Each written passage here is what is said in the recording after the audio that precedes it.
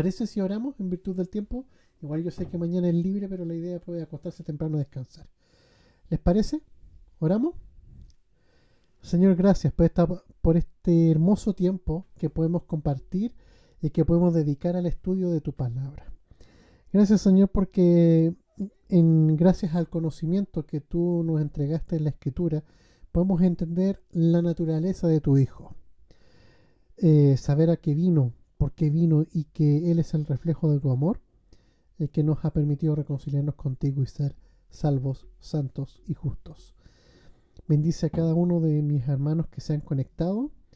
Abre sus corazones y sus mentes para que esto sea fructificando en sus corazones. Gracias, papá. En el nombre de tu Hijo Jesús. Amén y amén. Ya pues, voy a compartirles pantalla. Bien, la clase de hoy día va a hablar del Hijo de Dios, del término de por qué Jesús es llamado el Hijo de Dios. Hay muchas aristas y hay mucha terminología aquí que nos va a permitir entender diferencias y el por qué Jesús se llamó a sí mismo el Hijo de Dios y cuál es la diferencia con el Hijo de Dios y el Hijo de Dios. ¿Cómo? Ya lo vamos a ver. Bien. Primera de Juan 4:15. Primera de Juan 4:15. Como lo vamos a hacer durante este ciclo, vamos a ocupar 3 versiones de la Biblia en paralelo para ir estudiando. La nueva versión internacional o NBI dice: si alguien reconoce que Jesús es el Hijo de Dios, Dios permanece en él y él en Dios. La nueva Biblia de las Américas dice: todo aquel que confiesa que Jesús es el Hijo de Dios, Dios permanece en él y él en Dios. Y la Biblia textual, cuarta edición, dice: cualquiera que confiese que Jesús es el Hijo de Dios, Dios permanece en él y él en Dios. Muy similar su estructura, no hay tanta diferencia, pero van a entender por qué la textual los pone en mayúsculas. Eso lo vamos a entender el día de hoy. El concepto de hijo, para ir como introducción, el concepto de hijo tiene que ver aquí con un concepto diverso y que hay que estudiarlo y hay que ponerle mucha atención. Aún más cuando se trata de Jesús, porque algunos han querido quitarle el lugar de hijo. Algunos han dicho que la esencia de Dios vino a vivir en él. Otros malentienden la llegada del Espíritu Santo sobre su vida, queriendo decir que ahí recién empezó a tener atributos divinos y no la divinidad completa sobre él.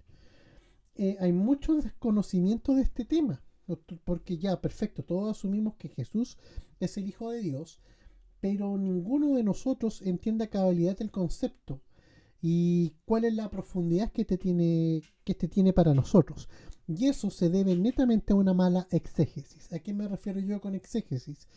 Exégesis es cuando yo tomo el texto de la Biblia y busco una correcta aplicación de él y lo pongo para que permita que la idea fluya y sea entendido por el resto. Los predicadores hacen exégesis, los maestros hacemos exégesis, porque tenemos que tomar textos y tenemos que interpretarlos y tenemos que concluir cosas de ahí para podérselo enseñar y ministrar a ustedes. Y la falta o la mala exégesis ha hecho que este término no esté muy bien usado y no esté provocando el impacto que debiera provocar. Es por eso que la clase de hoy va a estar dividida en 4 temas. No se asusten, la clase no es tan larga. Está dividido en temas para que lo vayamos ordenando. Vamos primero a hablar de lo que significa hijo en términos bíblicos. Vamos a hablar del hijo unigénito, vamos a hablar del primogénito de toda la creación y de Dios Hijo como parte de la Trinidad. Bien, el significado de hijo. El término en el Antiguo Testamento, en el Antiguo Testamento se ocupan 2 términos. Uno es el hebreo ben, que significa hijo, nieto o miembro de un grupo. Y también la forma aramea, bar, que también viene siendo hijo. Es más, dato curioso. Ustedes han oído hablar de Barrabás, este delincuente que fue soltado por Jesús. ¿Cómo lo hizo Poncio Pilato? Bien. Barrabás significa en arameo hijito de papá. Abba es una palabra que fue hebraizada, pero es de origen arameo. Y bar es hijo. Así que sería bar Abba. Es más, si ustedes ven la pasión de Cristo, a Barrabás se le llama así, Barabá. Y es más, ahí mismo también en esa misma película está otro término que vamos a ver más adelante, en el cual los fariseos hablan de Jesús como el hijo de que se arroga el nombre de hijo de Dios. En el Nuevo Testamento, a diferencia del Antiguo, se ocupan 10 términos distintos para términos griegos para hijo. El más utilizado es el griego oios, que es hijo, y está presente en casi todos los libros del Nuevo Testamento, excepto en Efesios, en Filemón, en Tercera de Juan y en Judas. Eh, bueno, perdón, se me olvidó un punto. La palabra var eh, tiene un sentido mucho más amplio que las lenguas occidentales modernas. Entonces, por eso el concepto de hijo del Antiguo Testamento es mucho más general que lo que podemos nosotros acotar en el Nuevo Testamento. Se me olvidó indicarles eso. En el Nuevo Testamento se ocupan, bueno, como les dije, 10 palabras. La principal es huios, está en casi todo el Nuevo Testamento. Después viene el griego tecnón, de ahí viene tecnología. Tecnología es el conocimiento de las cosas. El tecnos es una conjugación de tecnón. Y tecnón es hijo o niño. Después viene paidión. Paidión también es un niño pequeño, un bebé. Bien, de ahí también nace la palabra pedofilia. ¿M? Y de que también está la palabra paidos, que son infantes. ¿M? Que también son otras palabras. Y también está la palabra griega pais, no país, pais, que es un criado, un niño o un hijo, como aquellos hijos de la servidumbre que nacía en la casa del señor o de la señora. ¿Ya? Así que eh, y los otros términos aparecen una o otras veces. Eso más o menos el término de eso. Estoy súper enredado aquí, perdón, que tengo mis notas y tengo el escritorio hecho un desastre. Hoy día fue un día muy, muy loco. En la expresión del Hijo de Dios, eh, se puede leer en el léxico del Antiguo Testamento, se lee como hijo o hijos de Dios. El problema es que se tradujo como hijo de Dios. Pero aquí vamos a ver de que hay un en- hay una enorme diferencia con los hijos. Por ejemplo, cuando Dios se traduce en hebreo como Elohim, que viene siendo Dios a secas, pero su plural en hebreo es el o dioses poderosos o seres celestiales. La forma aramea es Bar Elahim, o hijo de los dioses, como lo habla Daniel 3:25. Cuando hablamos de esto, eh, aparecen los hijos, cuando aparecen estos hijos de los dioses o hijos de Dios, en lo que yo veo que es una desconexión del texto de Génesis, y aparece otro Génesis. Es súper fina la línea, pero uno leyendo y leyendo y leyendo se da cuenta de que hay un cambio. Termina el discurso de la creación y aparece eh, cuando los hijos de Dios ven a las mujeres y tienen hijos con ellas, y de ellas nacen gigantes. El término ahí, algunos han pensado que son ángeles, otros dicen que son hijos de los dioses. Y eso es lo que Génesis 6, 2 y 4 está comentando. Y cuando Job también lo habla al inicio de su libro y al final de su libro, en 38:7, cuando Dios habla con él en el torbellino, le habla de ellos, habla de los ángeles. Me, sí,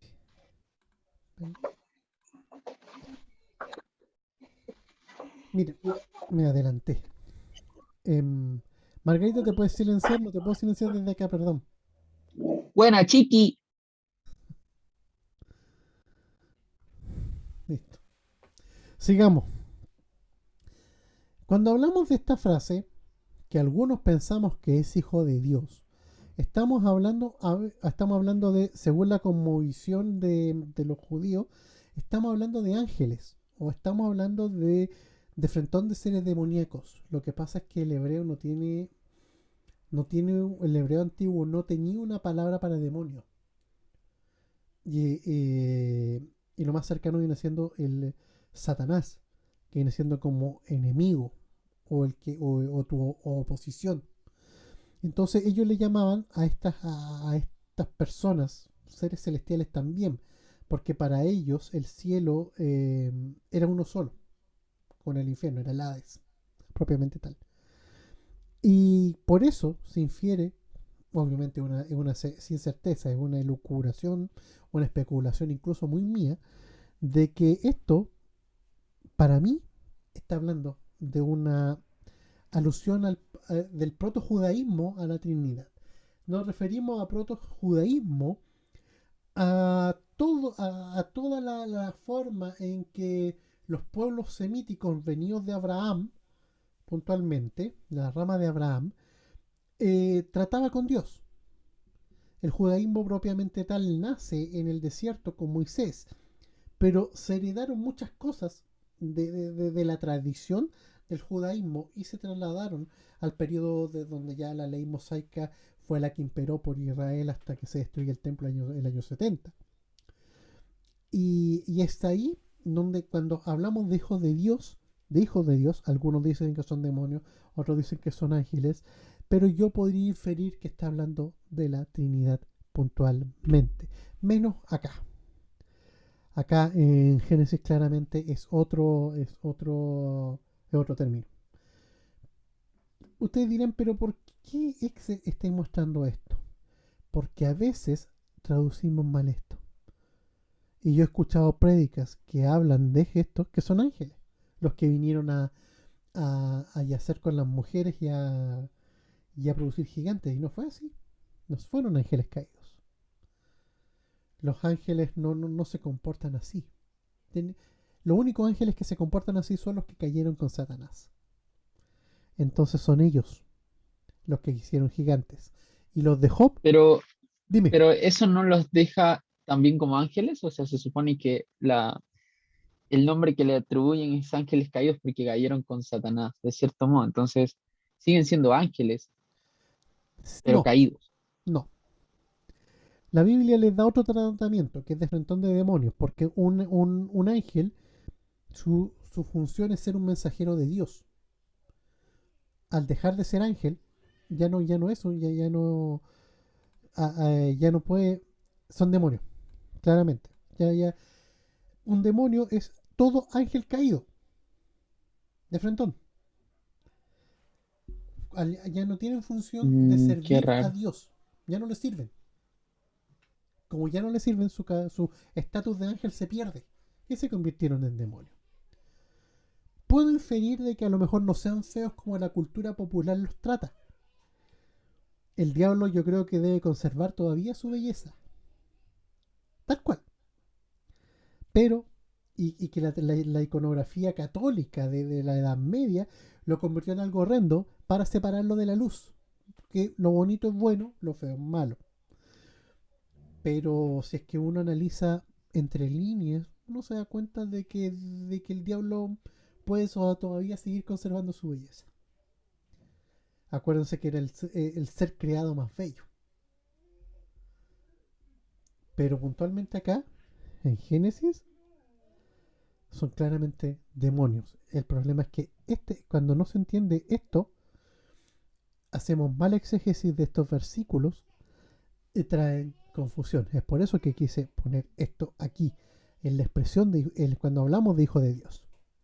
Y en el Antiguo Testamento los hijos de Dios hablan, por ejemplo, respecto a Israel, como dice Oseas 1:11, habla de una alianza, de una relación de pacto, de una forma colectiva, de un Israel como un todo. Pero la relación hijo de Dios cambia totalmente en el Nuevo Testamento cuando nosotros nos hacemos hijos de Dios por una filiación, por una adopción y de forma individual. Los hijos de Dios, para el pueblo de Israel, Dios pactó con ellos para convertirlos en hijos. a nosotros de forma individual nos adopta por el sacrificio de Jesucristo. Entonces, es otra concepción de hijo de Dios. Bien. Y por eso en el Nuevo Testamento nosotros llamamos a, como habla Romanos 8:15, se los muestro. Se me está cagando la pila el mouse. Espérenme. Pero hoy día, no sé qué pasa. Ahí sí. Miren lo que dice Romanos 8:15. Pues ustedes no han recibido un espíritu de esclavitud para volver otra vez al temor, sino que han recibido un espíritu de adopción como hijos, por el cual clamamos Abba, Padre. Esta relación espiritual es totalmente basada en cercanía y en intimidad. Y eso es dado por el sacrificio de Cristo en la cruz. A diferencia del Nuevo Testamento, que por ejemplo, del Antiguo Testamento, en que el judío no se atreve a llamar Padre a Dios, aunque en el Antiguo Testamento Dios se presenta como un Padre ante ellos, como el Padre de Israel, como lo dice Éxodo 4:22 y Jeremías 31:9. Puse un ejemplo solamente. Pero acá la relación cambió. Nosotros somos hijos de Dios por adopción, no por pacto. Entonces ya las obras no son suficientes para que nosotros podamos acceder a esa categoría, sino que nosotros somos hechos hijos de Dios por el sacrificio de Cristo, no por obras, no por pacto. Bien, sigamos. Y es más, los profetas también hablaron de esto en el Antiguo Testamento, hablaron de Jesús como el Hijo de Dios. Bueno, eso lo dice el Salmo 2:7. Y esto también se comprobó en el Nuevo Testamento, cuando en Hechos 13:33, Hebreos 2:7 y la segunda parte de Hebreos 1:5. Es más, los apóstoles de Jesús entendieron lo que el Antiguo Testamento expuso y entonces proclamaron a Cristo no como el centro de la salvación, sino que como la finalidad del plan redentor de Dios para el mundo. ¿A qué me refiero yo con esto? Todos pensamos que la predicación apostólica era cristocéntrica. No. Era cristotélica. Telos, finalidad, objetivo. Cristo, ya se infiere solo. Entonces, los apóstoles, como ya tenían entendimiento, como Jesús se les reveló, ellos pudieron entender cabalmente el mensaje del Antiguo Testamento y hacerlo palabra para ese tiempo. Entonces su mensaje dejó de ser cristocéntrico, sino que Cristo no es el centro, sino que Cristo es el todo del mensaje y es el todo del plan de redención y es el plan de toda la iglesia y es el plan de todo lo que está ocurriendo desde que Él murió en la cruz hasta ahora. Eso era lo que los profetas quisieron decir. Lo que pasa es que hubo una mala interpretación que duró años. No estoy hablando de pocos años, estamos hablando de que duró facilito 1700 años.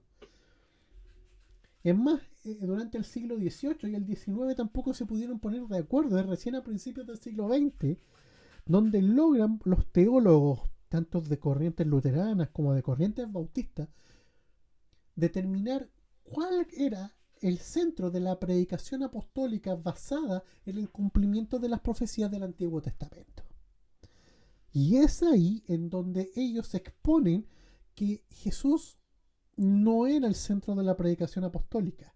Jesús era el objetivo, era la finalidad del plan redentor, y es así como ellos lo predicaron. Es por eso que el mensaje también causó impacto, porque no estaba centrado en una persona que no era cualquier persona, era el Hijo de Dios, sino que estaba fundamentado en una finalidad mayor. Jesús vendría siendo la representación del plan redentor para salvar al mundo, en el cual Dios mismo se proveyó un redentor para sí mismo y al que le imputó toda la culpa del mundo para que a través de Jesucristo la muerte saliera del mundo y los que acceden a la salvación puedan salir, la muerte no tenga poder sobre ellos, sino que tengan vida eterna y puedan resucitar tal como Jesús resucitó. Eso era lo que los apóstoles entendieron, predicaron y explicaron de las profecías de Jesús que habían en el Antiguo Testamento. Y la profecía mesiánica declarada en el profeta Isaías cuando habla del Padre Eterno 9.6, en Isaías 9.6, es un claro ejemplo de esto. Padre Eterno significa de que había eternidad, de que había algo que era superior a un centro. Lo que pasa es que nosotros vemos en 3 dimensiones, 4 máximo. Pero en la eternidad no hay dimensiones, es una cuestión distinta que no podemos entender. Pero los apóstoles, por revelación del Espíritu Santo y por haber también estado expuestos a la verdad de Dios y a la guía del Espíritu Santo constante, pudieron determinar de que Jesús iba más allá del centro, sino que era la finalidad y el objeto del plan de salvación para la humanidad. ¿Sigamos? ¿Dudas hasta ahí? Sigamos. El Hijo Unigénito. Esta expresión revela la divinidad de Cristo. El Hijo Unigénito muestra la divinidad de Cristo completamente. ¿Ya? Es más, el unigénito es un adjetivo que viene del griego monogenes, que es una palabra compuesta, tanto del griego monos, que significa único, solitario. De ahí viene que a los monos les decimos monos, porque se dice que ellos solamente pueden ejecutar una sola tarea, y los zoólogos antiguos le pusieron ese nombre. También le decían primates, pero no, técnicamente los monos tienen la misma capacidad cognitiva de un ser humano. Simplemente cambian algunas cosas. Y técnicamente los otros que también tienen una inteligencia similar a la humana son los delfines. Es más, los delfines tienen lo único que le falta a los delfines para ser humanos es caminar y hablar. Pero se comportan igual. Y se dejan amaestrar porque ellos son como niños. Eso lo vi en Nat Geo. Se dejan amaestrar por cariño. Cuando ellos Y le quieren a falta las el personas. espíritu también. ¿Ah? ¿Cómo? Y le falta el espíritu también. También, porque son animales. Bien, Kevin, bien, bien, bien, bien, bien. Apareció el Kevin, por fin. Y la otra parte de monogenes puede venir de 2 vocablos más. Puede venir del griego genao, que significa engendrar o dar a luz. Y esto se podría traducir como el único engendrado. Chat. Además, los delfines son fieles, claro.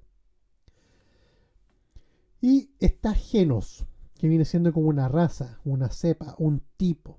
¿Mm? Y ahí cambia la cosa, ya deja de ser adjetivo, se convierte en sustantivo. Y esta palabra es la que parece estar apoyada en todo el contexto bíblico.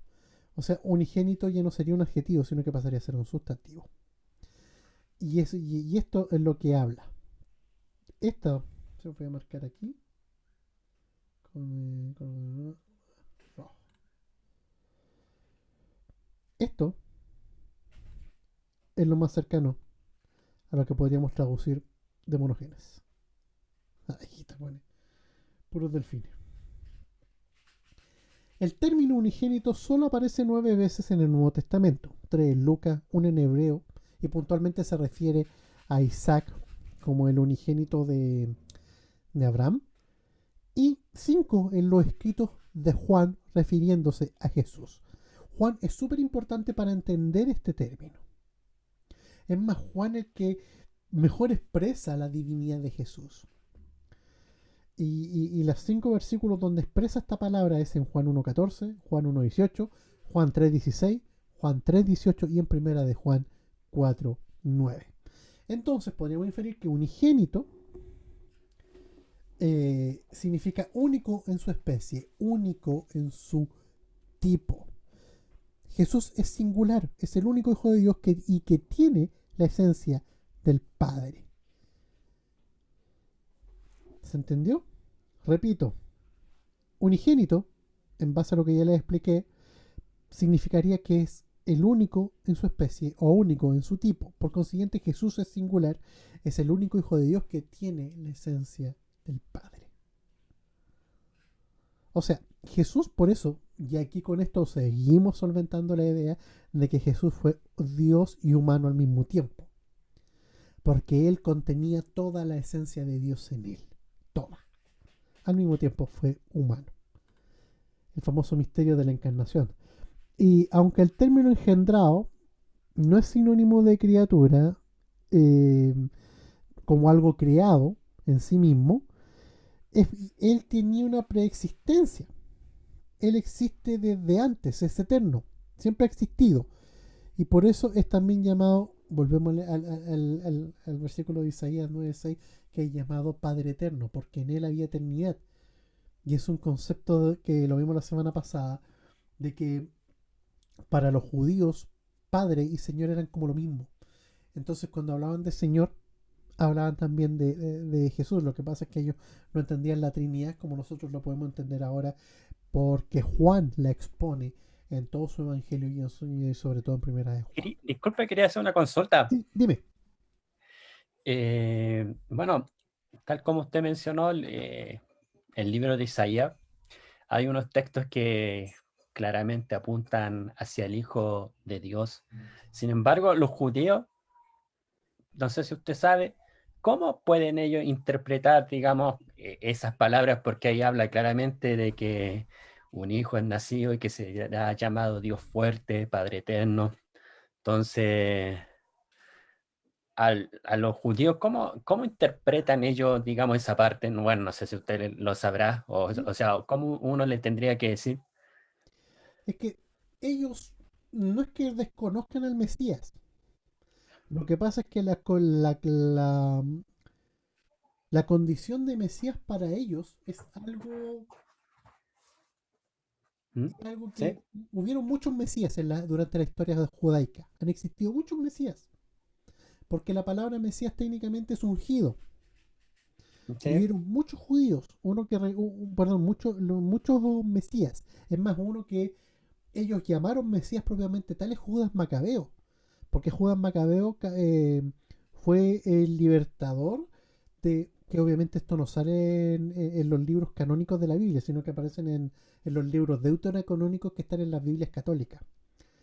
Que los griegos conquistaron Jerusalén y en el templo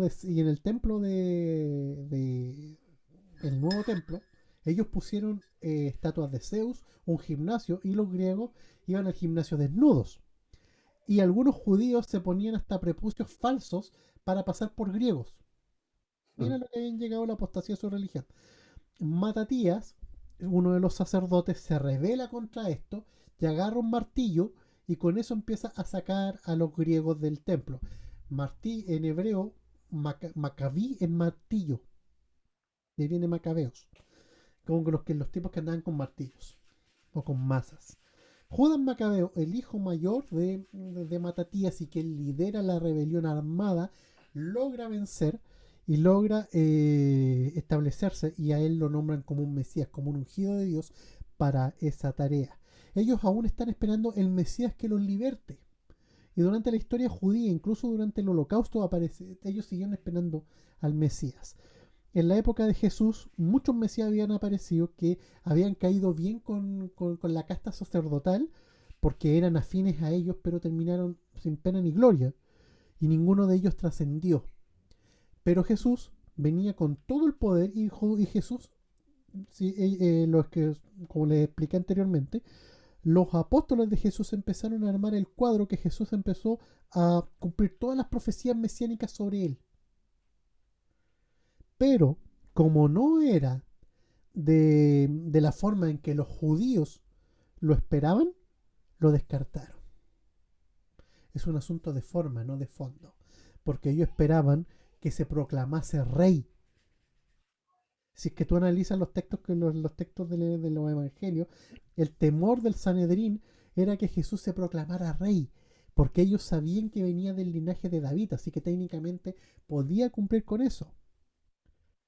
Pero en ningún momento Jesús se proclamó rey porque él venía, tal como lo dice Isaías, él venía a morir por la humanidad del mundo. Y como lo dijeron muchos escritores en el Antiguo Testamento. Lo que No, pasa sí. es que los judíos, Disculpe. sí, no, dale. Sí, entiendo esa parte de lo que usted dice, pero lo que pasa es que en Isaías también dice de que iba a nacer un niño y que iba a ser llamado Emanuel, que es Dios con nosotros. Sí, Entonces ahí está hablando de la divinidad, o sea, de que tenía naturaleza divina. también exacto. dice que sería llamado Padre Eterno, Padre Fuerte, algo así, no me Y acuerdo, no príncipe me de sé paz. completamente el versículo. Sí, No sé si ese versículo sí. que Y en así Isaías como habla. concebirá, dará a luz un hijo y llamará su nombre Manuel y el mismo dará señal, como Sí, era, que será ¿cómo es? llamado Porque un niño nos es nacido, hijo nos Dios es dado, fuerte, Padre principado Eterno, sobre su algo reino así. se llamará. Es su nombre Dios fuerte, Padre eterno, príncipe de paz y la dilatado de su imperio. Y Exactamente, entonces eso, ahí ya Isaías ya está hablando de alguien que iba a ser con naturaleza divina. sí. Entonces, los judíos, yo me pregunto, ¿cómo pueden pasar, cómo se dice esa palabra, entre comillas, de largo? No la reconocen, siendo que ahí No lo- está hablando de un ser divino. Porque ellos esperan un rey, que llegue como rey. Es- Ah, ya. O sea, ellos, lo que le quería decir es que para ellos el Mesías puede ser divino, pero no se proclamó como de la forma no, como usted porque ellos comentaba querían antes. este rey. Los judíos, ¿saben a quién esperan? Los judíos están esperando una especie de reencarnación de David. ¿Sí? Una mezcla entre David y Moisés. Y no les llegó. Les llegó Jesús. Y acuérdate que los mismos judíos lo rechazaron, porque, y eso que hacía milagros, mostraba la divinidad del Padre, mostraba la misericordia del Padre, pero aún así no lo quisieron. Es por eso que él en el Monte de los Olivos dice, yo vine ante ti como la gallina que junta los pollitos debajo del alas, pero no me quisiste, entonces voy a llevarme la salvación para los gentiles. Entiendo. No lo ve, ellos esperaban a esta mezcla de Moisés con David y todavía la esperan. Y algunos escatólogos dicen que el anticristo va a tomar esa forma. Y que ahí van a caer los judíos. ¿Por qué? Porque se va a mostrar como este rey poderoso, hacedor de milagros. También. Porque ellos saben que tiene que tener atributos divinos. Pero Jesús no vino como rey, es más, despreció la corona. Se arrancó cuando lo iban a nombrar rey. Entró como rey, cumpliendo el rito, tal cual como entró David y todo ese cuento, pero cuando lo iban a nombrar rey se arrancó. Porque él no vino a eso. Él no vino a establecer un poder temporal. Él vino a establecer el reino de Dios que iba a reconciliar al hombre con Dios y iba a traer el diseño original de la relación del Padre con nosotros. Eternidad. Una relación directa, cara a cara, tal cual como había existido en Edén. Eso fue lo que se restauró con Jesús. Y cuando Él vuelva, lo vamos a vivir completamente. Ellos buscaban un Jesús más justiciero que Claro, peleara contra los romanos. Y claro. como no se logró, por eso dieron a Barrabás y dijeron, este no es. Y ojo, que ahí tiene un punto Gloria. Ellos reconocían que Jesús hacía las cosas divinamente. Por algo, en Juan 3, Nicodemo se acerca y le dice, nosotros sabemos que viene de Dios por lo que está haciendo. Entonces, sí, ellos sí reconocieron su divinidad. Lo que pasa es que Jesús no jugó para ellos. Porque Jesús no venía a ellos. Jesús venía a la gente. No a los sacerdotes, no a los reyes. Él no venía a sentarse con ellos. Él venía a restaurar a la viuda, a la prostituta, a la adúltera, a sanar a los leprosos, a juntarse con Saqueo. A ellos vino. A lo que se había perdido. Si eso fue. Eso fue lo que no les gustó. Ellos querían tener el monopolio, por llamar así, del Mesías. Que fuera como lo fue Judas Macabeo, que encarnó muy bien esto. Porque Judas Macabeo, después que saca a los griegos, establecen de nuevo el culto, como Moisés, y gobierna como David. Entonces, ese es más o menos el prototipo de Mesías que quieren de vuelta. Pero Judas Macabeo no hizo milagro. No caminó sobre el agua. Y lo mataron los mismos judíos. Así que ahí lo dejo. Lean Primera de Macabeo si tienen acceso a la Biblia católica, leanlo. Y el Segunda de Macabeo no es una continuación, es un complemento de Primera de Macabeo. Son autores distintos. ¿Ya? ¿Sigamos?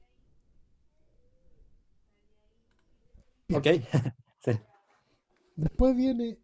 ¿Dudas hasta ahí? Aparte de Juan. Sigamos. ¿Por qué ese libro, si de cierta manera demuestra la historia del pueblo de Israel, por qué no está incluido en el canon? Porque no fue escrito en las fechas que correspondería al canón de Jamnia, que fue el canón hebreo que vino a establecer y que fueron los que tomaron también los apóstoles. Y porque esos libros no tienen ninguna referencia, no tienen referencia alguna a Jesucristo. Incluso Esther fue muy resistido, porque Esther tampoco tiene relación con Jesucristo en lo absoluto. Ruth sí. Ruth es antepasado directo de David. Pero Esther no. Esther es otro libro así que nadie sabe por qué está en el canon. Pero, y que claro, entró también en la controversia porque sacaron el libro de Enoch, otro que debía estar. Pero, y ese ni siquiera cataloga como deuterocanónico, al menos en las Biblias católicas, pero en la copta sí pasa. Pero en la Biblia muchas veces se menciona el libro de Enoch. Sí, po, lo habla Juan, perdón, Judas. Perdón, disculpe. No, está bien, Judas lo menciona. Judas menciona el libro de Enoch.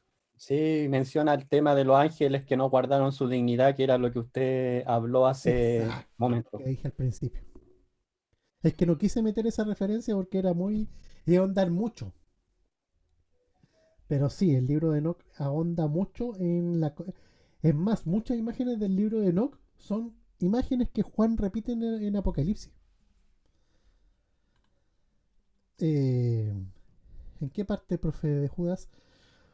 Ah, no me recuerdo bien el versículo, pero Judas tiene pocos versículos, así que te lo vas a topar igual. Cuando habla de los ángeles caídos. No sé, el versículo, Judas no tiene capítulo, tiene versículos solamente. Es súper corto. Pero ahí le hace referencia, le hace dos referencias. Y no me recuerdo bien los versículos, pero sí, está ahí. Y el libro de Enoch pertenecía a los libros que también estaban en la época apostólica junto con la Septuaginta. Y ahí vienen los libros de los Macabeos, Kevin. Para terminar de responderte, no fueron escritos mucho después. Estamos hablando que los libros de Macabeos se escribieron en el año 150, 100. Y el canon, hebreo y Jamnia lo cerraron con los libros más antiguos, 400 años, más o menos. Y fueron los que compiló primero Esdras, cuando volvieron de Babilonia. Entonces Esdras es como la base por el cual Jamnia empieza a construir el canon del Antiguo Testamento. Jamnia no como persona, sino que la ciudad de Jamnia donde se juntaron estos sabios judíos a establecer el canon que es el que nosotros ahora tenemos en nuestras Biblias. Estos libros aparecieron en las Biblias católicas por Jerónimo, porque Jerónimo partió desde la Septuaginta para establecer la Vulgata, y de la Vulgata se empezó a construir hasta que Lutero empezó a sacar libros. ¿Mm? Porque Lutero fue el que empezó a sacar estos libros por este criterio que yo les acabo de mencionar. Bien, sigamos. Sí, sigamos. Ok. La imagen del Dios invisible. Miren lo que dice Colosenses 1 al 15 de la Nueva Biblia de la América. Él es la imagen del Dios invisible, el primogénito de toda creación.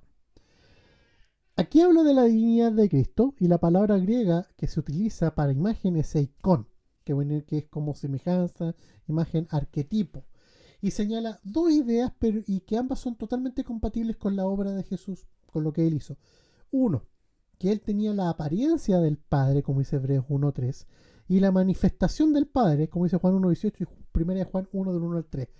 Apariencia, no por una apariencia física, recuerden lo que dice Isaías, de que no iba a ser llamativo por lo visto, sino que él tenía la apariencia de que él reflejaba a Dios en todo lo que hacía.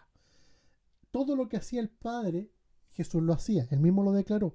Yo hago lo que mi Padre hace. Y yo digo lo que mi Padre dice. Entonces ahí entra el concepto de apariencia. Y la manifestación es que Él manifestó su divinidad a través de milagros y a través de sanidades y otras cosas maravillosas que hizo. Convertir agua en vino, calmar una tempestad, resucitar a Lázaro desde lejos, sanar un ciego, leprosos, mujeres con flujo de sangre y un montón de... La transfiguración es otro de sus grandes milagros. Entonces, ahí es donde manifiesta su imagen, como manifiesta a este Dios invisible. Pero ¿a qué nos referimos con primogénito? Primogénito, por ejemplo, es el hijo mayor de una familia. Pero el Antiguo Testamento usa la palabra hebrea Bekor, que viene siendo como primogénito, que pertenece aquí, como un jefe mayor, como el primero, como primicia, primogénito, primogenitura. Eso más o menos es Bekor.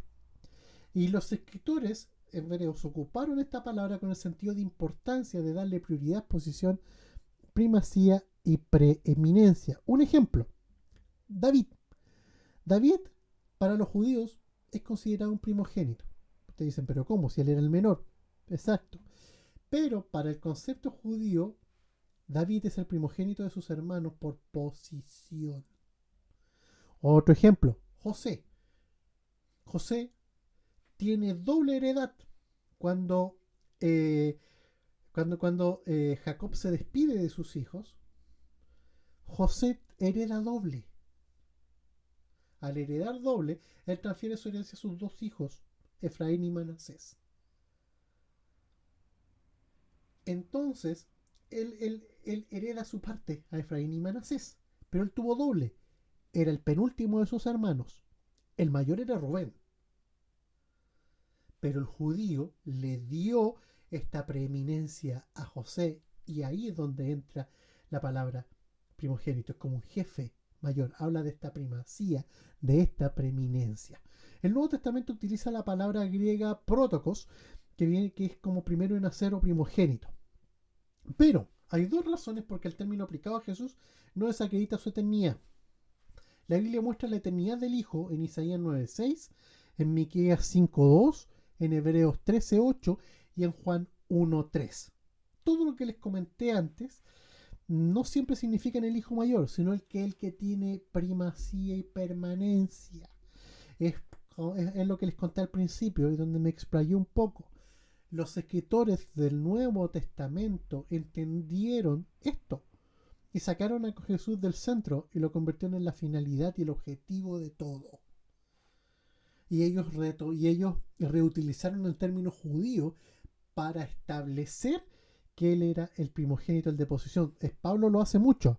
Pablo, recuerden que le escribe muchas veces a comunidades judías. Entonces, cuando él habla de primogénito, como lo hacen en Colosenses, lo que está haciendo ahí es hablar de esta importancia, esta superioridad que tiene Jesús por sobre el resto de todos nosotros. El término aparece con un sentido de distinción. Bueno, el ejemplo de David, que se los comenté en 1 Samuel 16:11, que bueno, es llamado primogénito en el Salmo 89:27, y bueno, habla de dominio, habla de una preeminencia, de una primacía. No habla de ser el primogénito como el primer hijo de la matriz de la mujer, sino que habla del dominio y de una supremacía de una persona por sobre el resto. ¿Se entendió hasta ahí? Antes de pasar al otro punto. Ya, sigamos. Y ahora vamos a hablar de Dios Hijo. El Hijo de Dios, lo primero que hizo fue revelar la divinidad del Cristo. Miren lo que dice Hebreos 1:8 de la NBI. Pero con respecto al Hijo dice, tu trono, oh Dios, permanece por los siglos de los siglos, y el cetro de tu reino es un cetro de justicia. Ahí hablamos de la divinidad. Jesús mismo se declaró Hijo de Dios. Juan 5:18, Nueva Biblia de las Américas, dice, pero Jesús le respondió, hasta ahora mi Padre trabaja y yo también trabajo. Entonces, por esta causa los judíos aún más procuraban matar a Jesús, porque no solo violaba el día de reposo, sino que también llamaba a Dios su propio Padre, haciéndose igual a Dios. Pero también la Biblia habla de Jesús que es uno con el Padre. El mismo Jesús en Juan 10, del 30 al 36 de la NBI lo dice. El Padre y yo somos uno. Una vez más los judíos tomaron piedras para arrojársela, pero Jesús les dijo, Yo les he mostrado muchas obras irreprochables que proceden del Padre. ¿Por cuál de ellas me quieren apedrear? No te apedreamos por ninguna de ellas. ¿Ven? ¿Se fijan? Los judíos veían en él que hacía cosas de parte de Dios. Sino por blasfemia, porque tú, siendo hombre, te haces pasar por Dios. Los judíos hasta el día de hoy no llaman Padre a Dios. A pesar de que Dios mismo se declara el Padre de Israel, pero ellos no se refieren a Él como Padre. Ponen distancia. Jesús vivía en constante cercanía con su Padre. Respondió Jesús: ¿y acaso no está escrito en su ley, yo he dicho que ustedes son dioses? Lo que les dije al principio, hijos de Dios. Aquí lo tradujeron como dioses. Si Dios llamó dioses a aquellos para quienes vino la palabra, y la escritura no puede ser quebrantada, ¿por qué acusan de blasfemia a quien el Padre apartó para sí y envió al mundo, tan solo porque dijo yo soy el Hijo de Dios?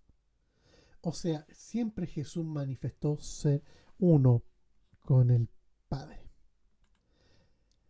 Y ahí es donde también en Juan 1.18 de la NBI, el logos, esta palabra manifiesta, este verbo, esta palabra ejecutando algo, lo habla también. A Dios nadie lo ha visto, nunca. El Hijo unigénito, que es Dios y que vive en unión íntima con el Padre, nos lo ha dado a conocer. Y afirmar que el logo es la manifestación de Dios a los hombres está dentro del contexto bíblico. Eso lo vimos la semana pasada. El logo fue manifestado a los hombres. También lo vimos la semana pasada. Entonces la Biblia enseña que el Hijo es un título y que su existencia es desde la eternidad, no solo como el logos. Miren lo que dice, es como lo que pasó, y por eso puse ahí de fondo Teofanía, les recomiendo ese libro. Cuando él ya era llamado hijo desde antes de la encarnación, tal como en la Teofanía de Daniel 3.25. ¿Se acuerdan?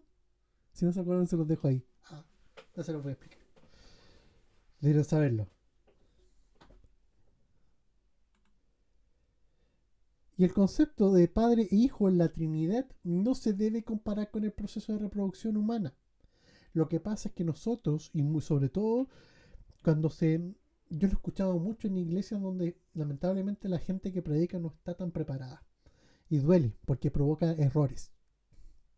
Y el concepto de padre e hijo en la Trinidad no lo podemos comparar al proceso de reproducción normal de nosotros, sino que a una relación profunda. Tampoco la relación que nosotros tenemos como humanos, sino que con una relación eterna de constante intimidad de Él en el Padre y el Padre en el Hijo. Es como el dibujo que está ahí atrás, están todos enlazados entre sí, todos son todos. Es un Dios en tres personas, es un Dios con tres esencias distintas. Y Dios presentó también Él mismo a su Hijo. Dios mismo presentó a Jesús como su Hijo en su bautismo. ¿Cierto? ¿Se acuerdan? Cuando aparece y Dios mismo habla de Jesús, dice: este es mi Hijo amado, en quien me complazco. Mateo 3.17, Marco 1.9, Lucas 3.22. También lo hace en la transfiguración. ¿Se acuerdan cuando le aparece Moisés y Elías? Y estaba con sus discípulos y ahí Pedro les dice: oye, y era la fiesta de los tabernáculos. ¿Te parece ese un tabernáculo para Elías, para Moisés y otro para ti? Para ir celebrando eso. Eso aparece en Mateo 17.5, Marcos 9.7 y Lucas 9.35. Y también por revelación divina. Pedro lo declaró como el Cristo, el Hijo de Dios, en Mateo 16. Tú eres el Cristo, el Hijo del Dios vivo. Y Jesús dice: no te lo reveló ni carne ni sangre, sino mi Padre que está en los cielos. O sea, Dios revela a su Hijo por medio de esa declaración y lo revela al mundo. Pero el Hijo también se reveló a sí mismo. Y eso Jesús lo afirmó varias veces, que Él era el Hijo de Dios. Puso unos versículos solamente como ejemplo. Mateo 11.27, Mateo 24.36, Mateo 28.19, Juan 5.25, el 9.35 y el 11.4. También en su juicio, en Lucas 22.70, Él declaró esto, que también Él era el Hijo de Dios. En los evangelios sinópticos, que son Mateo, Marco y Lucas, hablan de que Jesús afirmó que iba a volver en las nubes sentado a la diestra del Padre, reafirmando su identidad. O sea, si yo voy a estar sentado a la diestra del Padre, yo. Esta afirmación aparece muchas veces en el Nuevo Testamento y se asumen como pruebas sólidas de esto que Jesús dijo estando en la tierra. Bien, para terminar, el término hijo de Dios se refiere a Jesús, no como una criatura, sino como un hijo unigénito, único. Nadie como él que tenga la esencia del Padre. La expresión unigénito revela la divinidad de Jesucristo. Esta divinidad que es propia de él, que vivió y se encarnó en un hombre. Cuando nos referimos a Jesús como primogénito, no estamos hablando de alguien que sea el primero de algo, sino que alguien que tiene dominio y jerarquía por sobre los demás. Y cuando Jesús señaló que él era el Hijo de Dios, reveló su divinidad, que era uno con el Padre, que Dios también lo reveló a los hombres, muchas veces, siendo una de las más famosas su bautismo. Pero el Hijo también se reveló a sí mismo muchas veces. Por ejemplo, diciendo que él iba a volver, que se iba a sentar a la diestra del Padre, que se reveló muchas veces y se llamó a sí mismo: soy el Hijo de Dios. Y eso es el término Hijo de Dios. Cuando hablamos de Hijo de Dios, hablamos de todo esto. Sacamos un montón de malas expresiones del medio, profundizamos algunas y nos damos cuenta de que solamente Jesús tiene ese título. Nosotros hemos sido llamados como hijos de Dios, pero Él es el Hijo por naturaleza divina y tiene toda la esencia de Dios en Él. Nosotros no. Simplemente somos hijos por adopción. Y los judíos por pacto. Pero un ser, y nosotros somos criaturas. Jesús no es criatura. Entonces eso es lo que lo hace más maravilloso y más bello esto que acabamos de compartir. ¿Bien? ¿Dudas?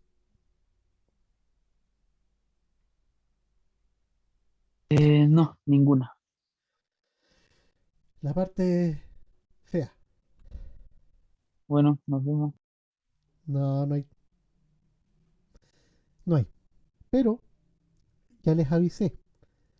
Las Ahí próximas tenía que poner el meme, te la creíste, güey. Sí. La próxima semana viene una clase súper complicada y después viene tarea complicada. Por eso quise. Y aparte, como viene fin de semana largo, dije, nada, ya que descanse. Ya. No. Así que, Astrid, Grande, profe. lo siento. Descanse.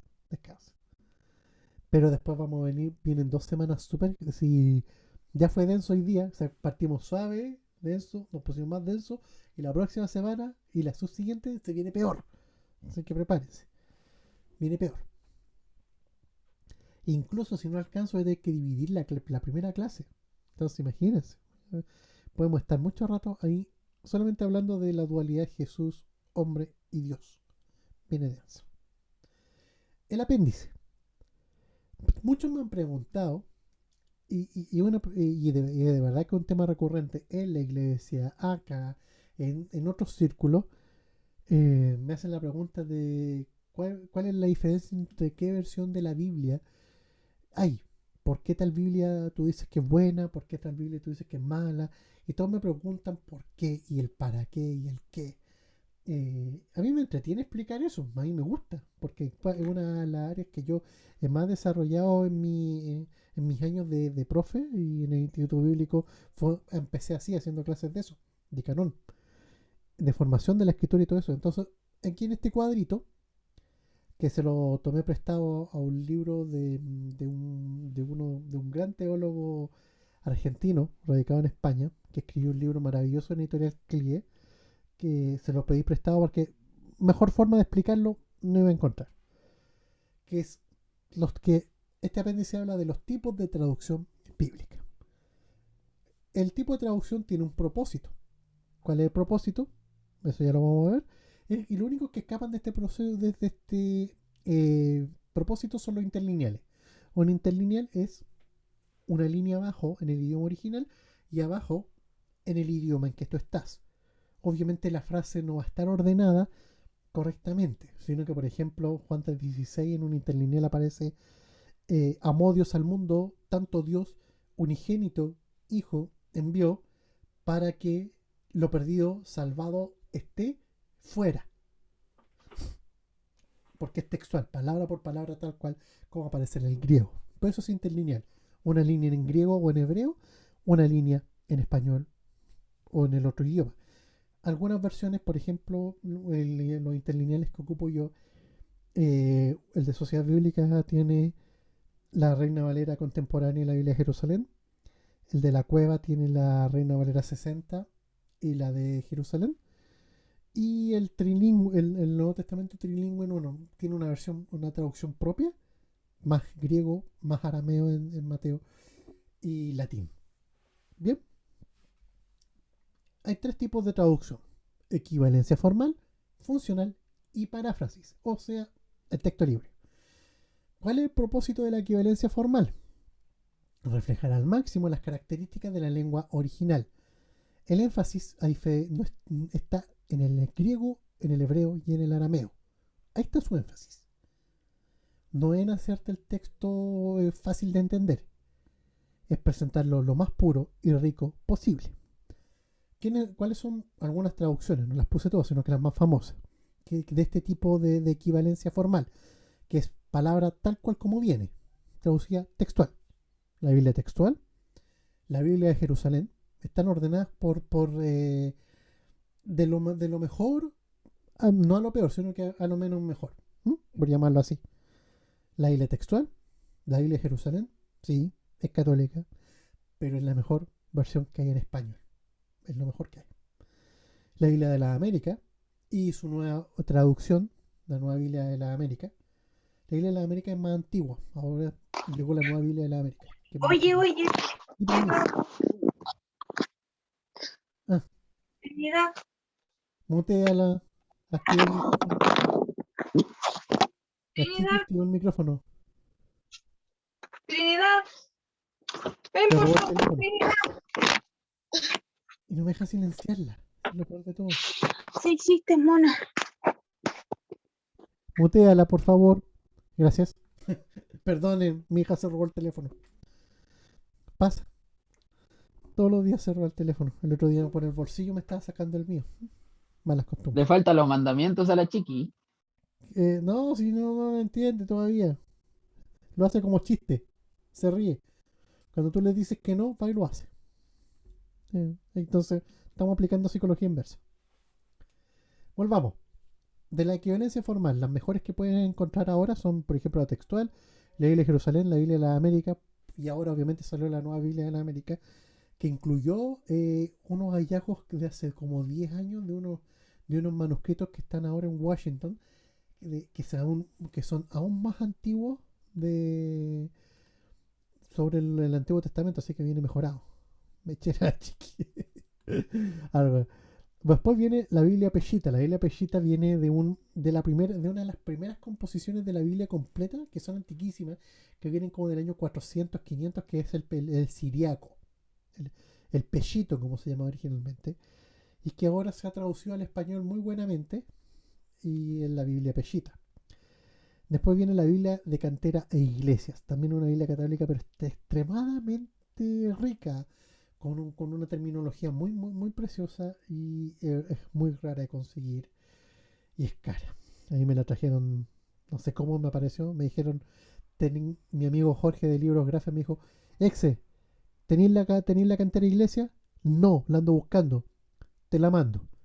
Y llegó, ahí está en mi repisa. Eh, la Reina Valera, pero sus versiones de 1909, 60, 77, o Reina Valera revisada, como algunos la conocen, y la 95. Yo le tengo más cariño a la 77. Y la Reina Valera contemporánea. Pero apareció ahí en color burdeo la nueva versión internacional. Pero lo vamos a dejar ahí. No se los voy a explicar todavía de por qué está abarcando 2 cuadros. Después viene la equivalencia funcional. La equivalencia funcional, ¿qué es lo que hace? Te transforma el texto para que el lector encuentre, por ejemplo, sea más fácil de entender como lo explicaron originalmente las personas a las cuales iba destinado el texto. O sea, por ejemplo, te lo traducen a tu idioma, cómo más o menos sería el enfoque que le querían dar, por ejemplo, Pablo a los romanos, la epístola de Santiago o los escritores del Antiguo Testamento. Y ellos sí enfatizan el castellano. La idea es armar bien las frases, que sean entendibles, que no te hagan doler la cabeza tratando de entender. Y ahí es donde entra la Dios habla hoy, es una de las mejores versiones de este tipo. Después viene la nueva Biblia española, que es muy muy buena. Yo la tengo en digital, no puedo conseguirla de otro modo. La Biblia del Peregrino la he leído, pero no la tengo. Y es bastante buena. Después viene la Biblia latinoamericana, que es la más común en el mundo católico. Es la clásica Biblia esa que dice la Biblia y la crucecita en el medio. La clásica. Y la palabra de Dios para todos. Esa lamentablemente como que ya no la están produciendo. Pero la palabra de Dios para todos nació con un lenguaje súper sencillo de entender, pero que al mismo tiempo fuera bien sentada en los manuscritos originales y estaba pensada en evangelismo. Y aquí aparece de nuevo la nueva versión internacional. ¿Por qué ocupa 2 cuadros? Porque la gracia de la NBI es que funciona con ambas equivalencias. ¿Por qué? Porque es como una especie de híbrido entre formal y funcional. La idea es que se enfoque en el idioma original, pero que al mismo tiempo tú lo puedas entender. Entonces armaron esta versión, no quiero llamarla de otro modo, y tiene trozos que son muy textuales, incluso llegan a ser más igual de brutos que la textual, cortando versículos que fueron añadidos a posterior. Pero te dice, esto lo sacamos, pero te lo ponemos acá abajo. La textual de frente te lo saca y no saben dónde está. Y también se preocupa de que el texto se entienda. Entonces como que está ahí, hace los dos trabajos. Por eso es que ocupa 2 casilleros. Y más abajo aparece la nueva traducción viviente que empieza en lo formal y pasa a lo funcional. Ya lo vamos a ver por qué. Y después vienen las Biblias que tienen una traducción libre o paráfrasis. ¿Qué es lo que hace esto? Es una explicación que se hace del texto. No es tan textual, sino que te lo explican. Conservan el contenido, pero te cambian las palabras y te extienden. Hay algunos versículos muy extendidos, otros que son más cortos. O te lo fusionan. Te fusionan muchas cosas. Por ejemplo, la Biblia al día hace esa función de versículo. La nueva Biblia al día es aún más fuerte de la función de versículo. La nueva Biblia viva también lo hace. Y la más famosa de este tipo de traducción es la TLA, la traducción del lenguaje actual. Los que la tienen, no sé si se han fijado, yo la tengo, a veces fusiona versículos. Entonces ahí dice, por ejemplo, 38 al 42. En un solo bloque de texto metió 4 versículos y que van ordenados de otro modo. Claro, es una paráfrasis del texto tratando de hacértelo más fácil de entender, pero eso provoca que no sea tan exacta la traducción. Me debo ir, hermano. Sí, tranquilo. Anda nomás, Juanito. Dios te bendiga. Muchas gracias.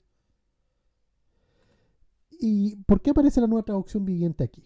Porque la nueva traducción viviente tiene esto de las 3. Menos de lo formal, pero mucho funcional y mucha paráfrasis. Es lo que hace. Por ejemplo, hay algunos salmos que la nueva traducción viviente los deja hermosos, bellos, aún más lindos de lo que son, pero los parafraseó todos. Hay algunas partes donde el texto se entiende a cabalidad, pero como que no se enfoca tanto en el texto. Lo que hace es basarse en versiones críticas para construir un texto funcional y entendible. Es por eso que tiene una colita en lo formal, pero es totalmente funcional y es totalmente libre en traducciones. ¿Bien? Así que muchas de estas preguntas, muchos de ustedes mismos incluso, espero haberlas contestado con esta tabla, que cuando suba el video, si pueden ahora aprovechen de sacarle un pantallazo, no sé. Pero se los voy a compartir igual. Eso. Descansen. Nos vemos el otro jueves. Y que el Señor les bendiga mucho. ¿Oramos antes de irnos? ¿Les parece? Nos pasamos un poquito. Bueno, partimos la clase 5 minutos tarde. Eso. Oremos. Señor, gracias por esta oportunidad de poder entender a tu Hijo, de entender al unigénito que nació de ti, que no es un ser creado, sino que siempre estuvo contigo, que siempre ha sido contigo. Y que nosotros ahora nos podemos llamar hijos de Dios, tal vez como criaturas, pero por adopción, porque tú nos adoptaste como tus hijos. Gracias, Señor. Bendice a todos mis hermanos, bendice a los que no se pudieron conectar. Yo sé que Fernando está trabajando, Iván está testificando de ti en una iglesia. Oramos para que su testimonio sea para glorificarte a ti. Y Señor, a todos los que están aquí, Donny no pudo estar porque todavía estaba trabajando, hace poco me habló. Señor, gracias. Gracias por todos ellos que a pesar de querer estar aquí no pueden, pero son parte de nuestro corazón. Gracias, papá. Muchas gracias por este grupo y gracias, Señor, por la enseñanza que tú nos mandas. Gracias en el nombre de tu Hijo Jesús. Amén y amén. Eso, cuídense, despídense, si quieren abrir sus micrófonos, se desordenan un